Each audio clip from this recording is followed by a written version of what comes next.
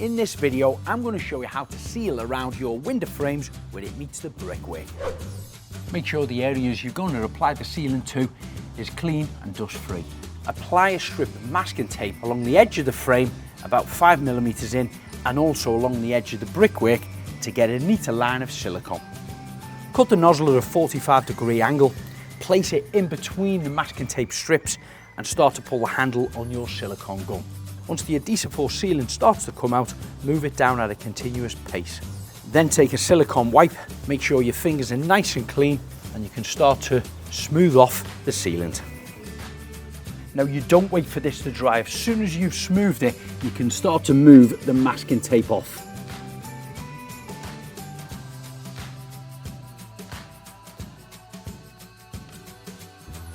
You're looking for more 60-second tips? Subscribe to our YouTube channel, Mr. and Mrs. DIY. I think I've worked out a solution to avoid your plasterboards cracking when they're on the walls and the ceilings. Generally, the plasterers will fix them to the stud work, or they'll dot and dab them on the wall, or they'll fix them to the ceiling. Then the second board butts right up to it nice and tight. The next stage is they will take a scrimp tape and then they bridge the gap with their scrimp tape like that.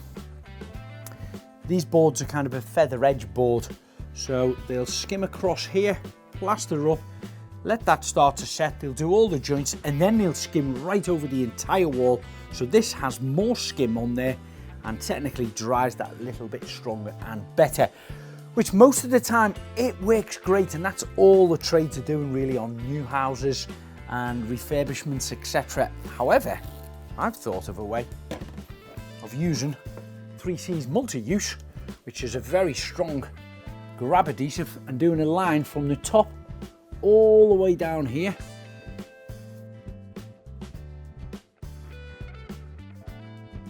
Right the way to the bottom, and then you slide this board up against it, it butts up, the glue oozes out. Drive in your drywall screws through the plasterboard into the surface behind. Smooth down flush any adhesive using a scraper, and then put your scrimp tape on there. What that's going to do, it's going to make these two edges bond together really well and really strong. Perfect. So that is one joint now filled, glued, pulled together. Scrimp tape has gone across it. You can leave that to dry, then mix up your plaster. Plaster over this joint first, because remember, these boards are a feather edge board. They're just beveled in a little bit more, so you can get a thicker layer of plaster across there. You do all your joints and then you're ready to skim the whole wall. And that joint for me will last longer.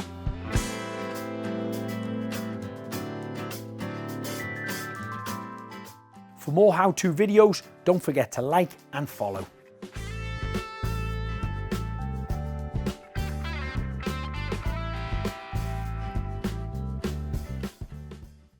Hi, I'm Craig Phillips. In this video, I want to show you two different adhesives that you can use for fixing skirting boards and dado rails to a plastered painted wall.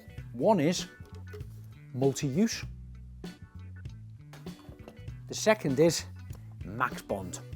Now I'm going to use the Max Bond on the dado rail where I'm fitting that to the wall and there's nothing supporting it.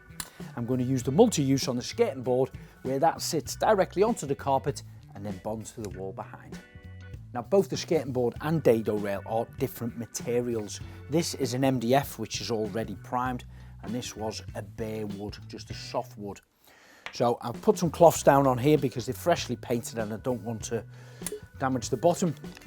I'm going to start by applying this up from one end, doing a squiggly line all the way down.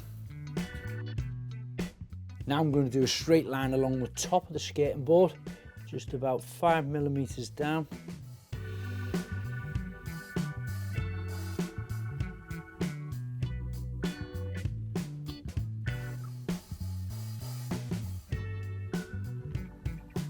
So now I'm ready to fix this.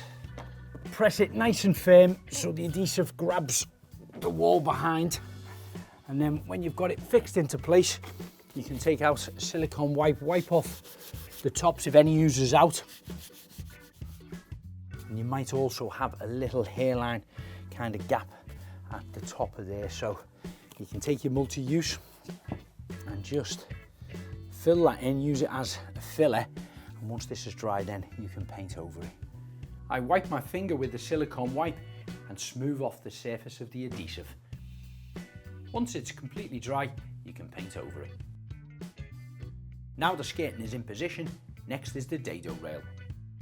Once you've worked out the height of your dado rail, use a spirit level to do 2 level marks at that height. Now I'm applying 2 temporary nails in the wall which will hold the weight of the dado rail and the adhesive until it's fully dried. These can then be removed and filled and they won't be seen. Now you can start to apply the Max Bond on the dado rail. Do a straight line all the way down the top, double back and same again on the bottom. Now the Max Bond is applied to the back of the dado rail. I can lift this into position and just gently rest it on my temporary pins.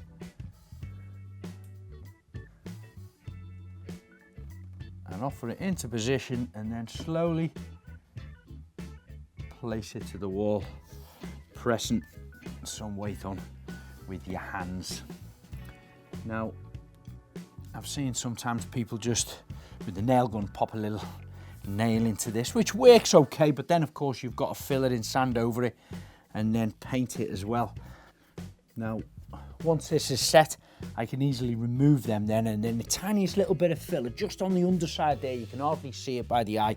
Just fill that in and then it's easy to actually paint the wall paint on there as opposed to your trim paint on here.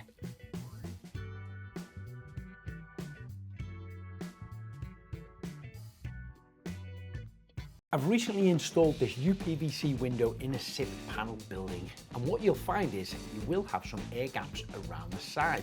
These gaps can be filled using 3C's GP if the gap goes to about 4 to 5 millimeters. Anything bigger, you can use 3C's construction foam. Pop the nozzle in, squeeze the foam. Once it dries, it'll ooze out, then trim it off with a trimming knife.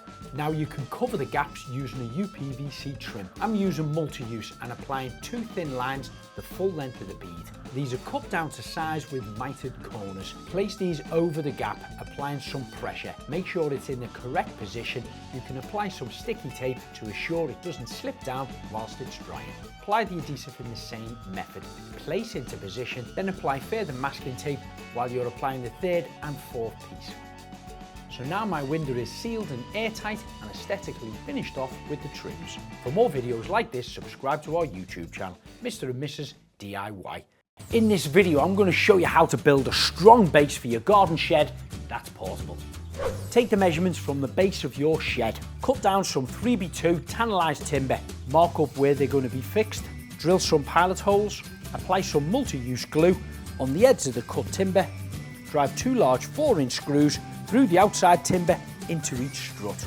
Depending on how big your shed is, you want to have a strut about every 450 millimeters apart. I'm going to apply 2 more pieces of 3x2 timber either side to add to the strength and to hold the 4 corner wheels in place. I'm adding 2 further noggins on the inside which will also support the wheels.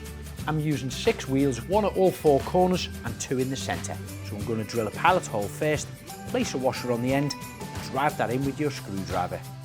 I'll turn this over and place the shed base onto the top. If you're looking for more 60-second tips, subscribe to our YouTube channel, Mr. and Mrs. DIY. This is how you cover a wall and a door using acoustic panel boards. Start with the dry run. Measure up with a tape measure to see where each board is going to be fitted. Now you're ready to secure your first one to the wall. Apply your grab adhesive across the back in a zigzag method and up and down both sides. You can add a couple of screws to hold it into position while the adhesive is drying. For a better, more flush finish, I'm removing my architraves. These can be removed with a wood chisel and a mallet. Then you can measure and cut your second piece to go around the top of the door frame. Transfer this onto the surface, score it with a trimming knife and then cut it with a handsaw. Then continue this on the rest of the boards to complete your wall. Now you can turn your attention to the door. This time I'm applying the glue all over the back of the door, making sure that you line the slats up with the board above. And if you want to cover the recess of your frame, remove a couple of slats and fix these into position. To see the full video, head over to our YouTube channel, Mr. and Mrs. DIY. I'm going to show you how you fix acoustic wall panel boards to a stud wall like this. Apply a good heavy line of adhesive. covering all the stud work where it's going to come into contact with the back of the board. Once you've done that, place the board into position. Start by gently pressing it at the bottom, same again in the middle and at the top. You'll start to feel the adhesive grab the board and hold it into position. Then you can move on to your second one. Again, covering the area of the stud, place the board in position and interlock the groove. Once you've got your second board into position, you can then apply a couple of screws top and bottom, holding it still until the adhesive is dry. Then you can continue to fit the rest of the boards in the same method, covering the stud work with the adhesive, interlocking the boards into place. So you may find you'll need a cut. Get a sharp trimming knife, mark your size and cut it through the foam. Then fix it into position just like the rest. For more 60-second tips, subscribe to our YouTube channel. In this video, I'm going to show you how to install your own floating shelf. Use a pencil to mark the centre of the bracket where the first screw is going to be.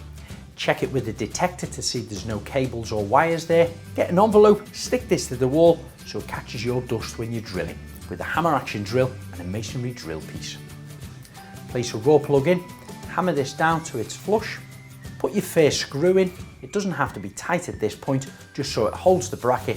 Then you can put your spillet level on, make sure it's level, mark the two side ends where the next screw holes are going to be. Drill these, put the plugs in and drive your screws firmly into position so the bracket's nice and solid on the wall. Then you can apply your glue along the back of the shelf and in the holes where the bars off the bracket will meet. Slide it into position, drive the final screw in, leave to dry before loading it. If you're looking for more 60-second tips, subscribe to our YouTube channel, Mr. and Mrs. DIY.